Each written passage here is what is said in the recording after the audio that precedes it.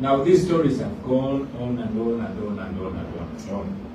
The repression, the abuse of human rights in Uganda is worse and worse.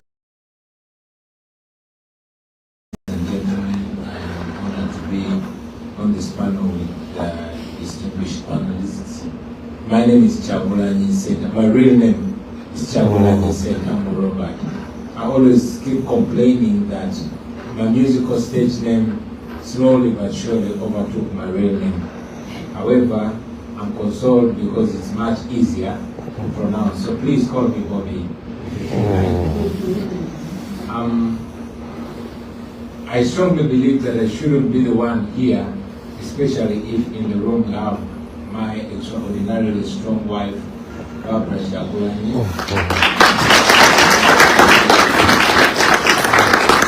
who I believe is one of the strongest women that I know.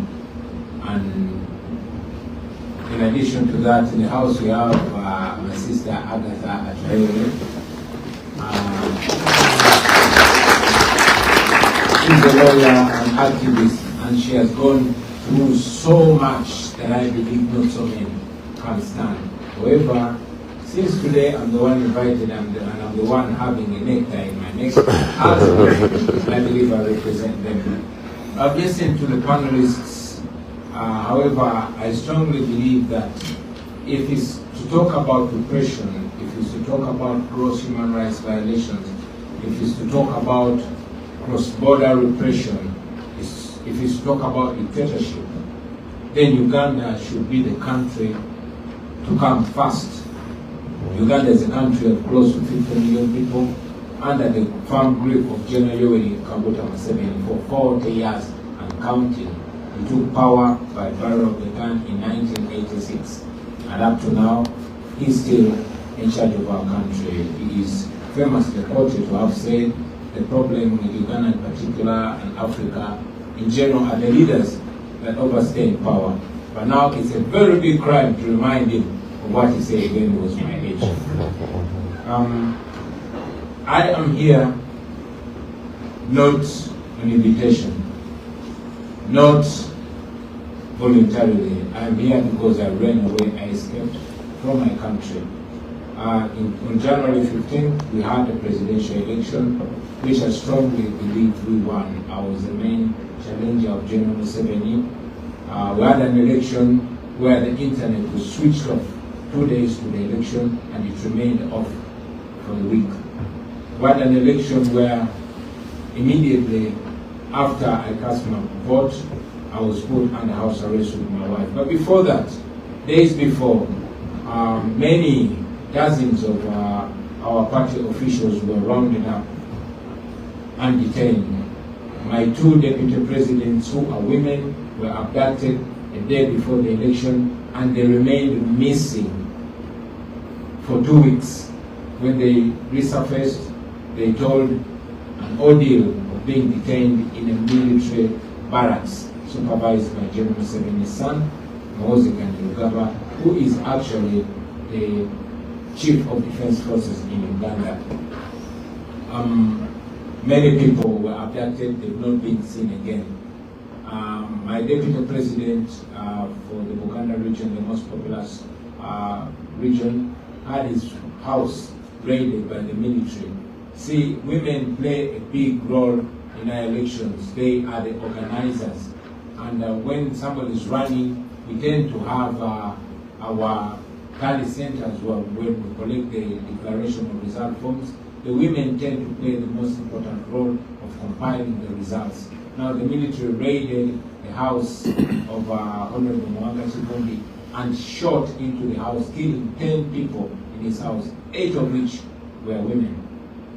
Now, I'm only talking about the ones that are known, but as we speak, thousands of our supporters are in jails.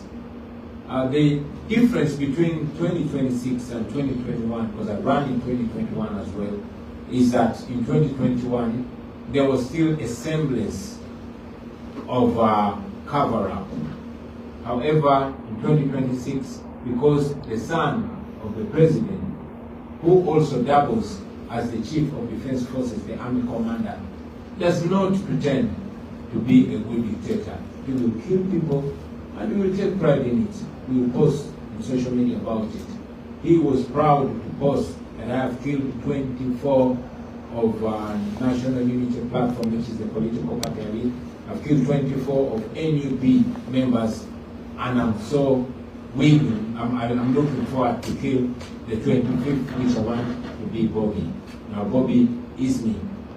He ordered for my execution, and indeed my house was raided on the 16th of January, and I was lucky because we had gotten some good lessons of 2026.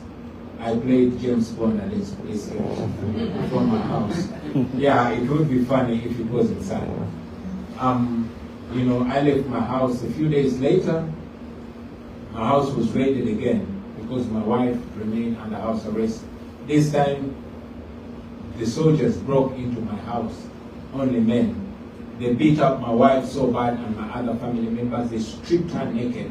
Meanwhile, they were filming. And like I said, the son of the president, who also is the commander of the military, takes pride in torture, especially torturing vulnerable people like women. He was proud to post the image of my wife subdued on the floor with soldiers with guns. And he said, yeah, this is the picture when he captured Bobi's wife, and she was forced to tell us where the husband was. I remained on the run. I mean, so much of that. It is not only happening with my wife. He abducted my bodyguard and long-term friend Eddie. We looked for him for 2 weeks. We complained everywhere until in the middle of the night he tweeted and said, don't look for him. I'm holding him in my basement and I'm teaching him Nyankole. Now, Nyankole is the language of the tribe where General Museveni comes from. And indeed, when Eddie showed up, he was all shaved, beaten, but unfortunately when he was taken to court, he was not given a chance to go to the ICU in hospital. He was thrown in jail and he's still in jail. Now these stories have gone on and on and on and on and on.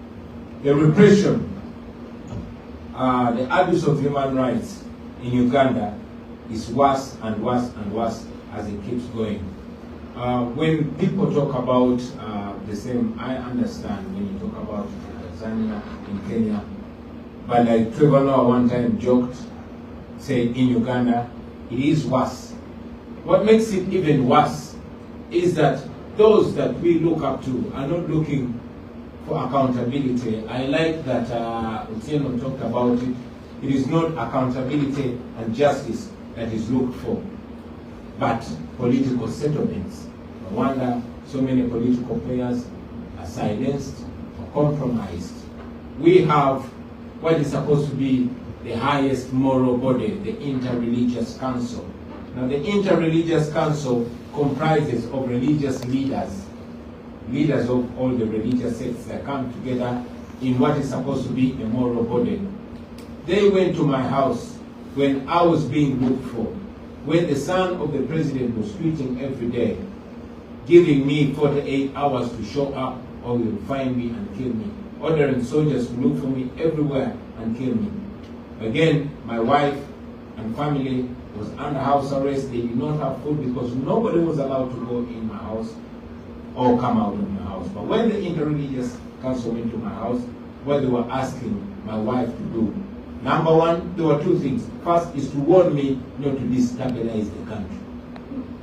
And two, asking whether I'm willing to sit down with General Museveni. And I've said it many times, that we are not disagreeable to dialogue, but not transactional dialogue.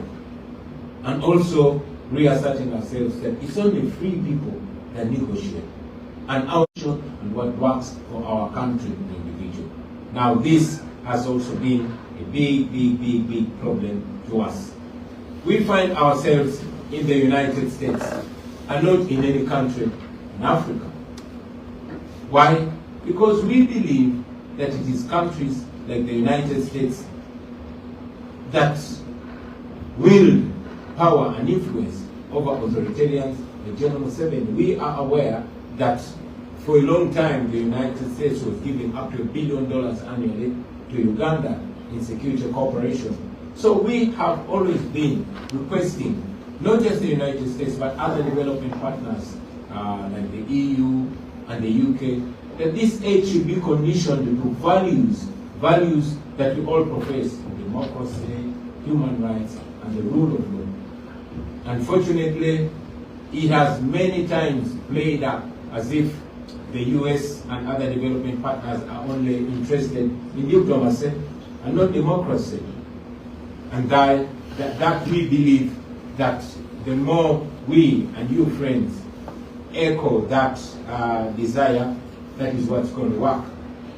Many times the US seems to be persuaded by security cooperation, but not democracy, not the promotion of human rights, which is very disturbing in our case. Now, Professor mentioned it in the case of Tanzania, that in Tanzania, the citizens look at the government like a parent. I wish we could look at the government like a parent, but for us, the government in Uganda is looked at, in fact, the president is looked at as a king, and we are subjects. And the son of the president plays it right, because